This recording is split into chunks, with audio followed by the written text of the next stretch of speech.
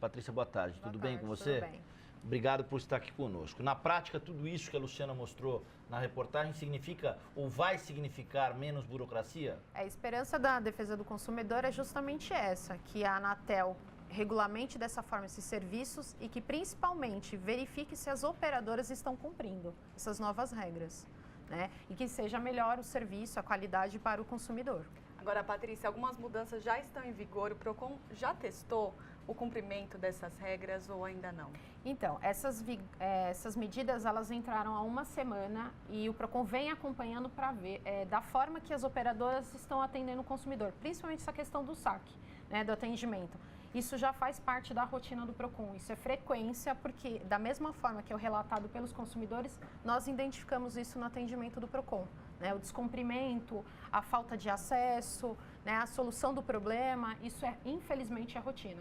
Agora, com essas mudanças em vigor, dá para sentir alguma diferença nas reclamações ou ainda não? Não, ainda em uma semana. Na verdade é muito cedo para perceber, não temos como ter essa noção, mas a expectativa é que as empresas elas resolvam a solução daquele consumidor e adotem aquela prática para todos os outros, para evitar que outros consumidores busquem tanto o canal da própria operadora e como os órgãos de defesa do consumidor, no sentido de o meu serviço tem uma qualidade.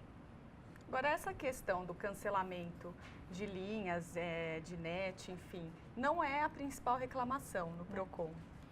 Uma das principais reclamações do PROCON é as cobranças indevidas, né? Então, são contratos de serviço que você não fez e você passa a receber, ou quando você cancela o serviço e a cobrança permanece. Tanto que a orientação do PROCON tenta entrar em contato com a operadora, receba o protocolo e se aquela reclamação persistir, reclame sim na Anatel e também nos órgãos de defesa do consumidor.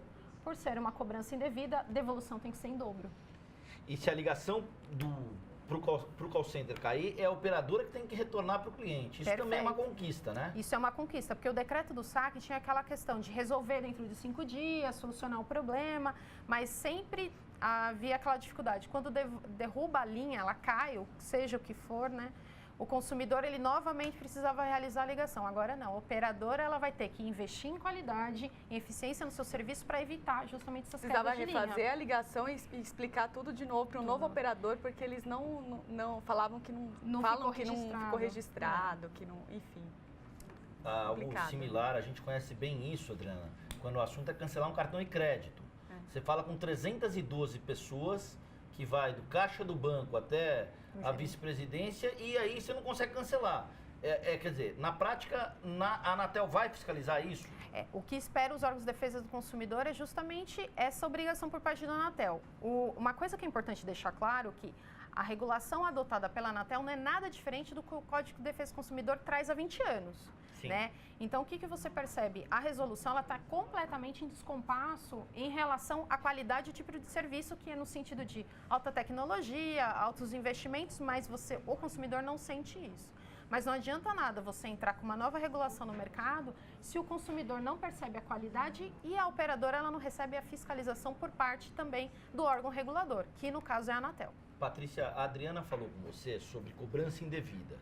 Quais são as queixas mais comuns dos consumidores que procuram o PROCON como órgão público no que diz respeito à telefonia celular, pré-paga ou pós-paga e nos contratos de TV a cabo? Quais são as mais comuns? As mais comuns são: o consumidor fez o cancelamento do serviço e permanece a cobrança. O consumidor fez uma contratação de um pacote de serviço com determinado valor e o que vem na fatura é um valor diverso. O consumidor não contratou aquele serviço e ele passa a inserir ele vem na fatura. O consumidor com a dificuldade de realizar o cancelamento. E uma das reclamações que é muito comum é o consumidor que ele quer cancelar o serviço em razão da má prestação, né? Aquele serviço que ele contratou, ele não tem qualidade e ele é surpreendido com a denominada multa de fidelização, o que é um absurdo. Se eu estou cancelando pela má prestação do serviço, eu não posso ser penalizado. Isso é um dos objetivos de reclamação do consumidor nos canais de atendimento. Agora, Patrícia, as mesmas empresas estão sempre no topo do ranking, né? Por quê? O que nós percebemos? As empresas elas investem em vários tipos de serviço, elas mudam os produtos oferecidos, mas a qualidade continua a mesma. E a partir do momento que eu tenho um número maior de consumidores no mercado de consumo, que é o objetivo em razão da competição, eu não invisto em estrutura. Estrutura de uma boa qualidade do serviço, estrutura de atendimento, e eu permaneço da mesma forma, apesar de eu ter aumentado toda a minha base de clientes. Né? E isso o que demonstra? Um descompasso por parte da operadora e um descompromisso. Eu tenho um contrato de concessão, eu ofereço aí o serviço no mercado, depois com relação à qualidade eu penso. Né? E o consumidor está ali, todo ano reclamando e sempre nos rankings. Para a gente finalizar, muitos especialistas, em especial o pessoal mais plugado em tecnologia, dizem que são muito comuns os pacotes em que oferece 10 MB de velocidade e você leva 4. Oferece 50 MB de velocidade, você leva 10. Como é que vocês monitoram isso, já que isso dependeria de uma perícia? Então, essa questão foi até objeto de muita crítica por parte do PROCON, porque você só pode ofertar aquilo que você tem competência para cumprir. Ponto número 1, né? E se você ofertou 10 e você oferece 4, você tem que pagar, devolver para o consumidor ou abater o valor de fatura. Hoje, a própria Anatel oferece um software que você baixa no seu computador para contar tanto a velocidade da sua internet e a capacidade de baixar e retornar um arquivo. Isso é um dos mecanismos, né? Tem outros órgãos também que oferecem. Isso é uma forma. Se caso o consumidor demonstrar no atendimento do PROCON, olha, eu não tenho isso, quem vai ter que apresentar numa reclamação é a empresa dizendo, né, eu consegui cumprir o que eu vendi. Então, a inversão o ônus da prova é invertido. É invertido. Legal, Patrícia Dias, assessora técnica do PROCON. Lembrando que o site do PROCON é procon.sp.gov.br, onde você pode tirar mais informações, procon.sp.gov.br. Em breve você volta aqui pra gente falar em um outro grande vilão, chamado Plano de Saúde. Nossa. Tá? Nossa mesmo.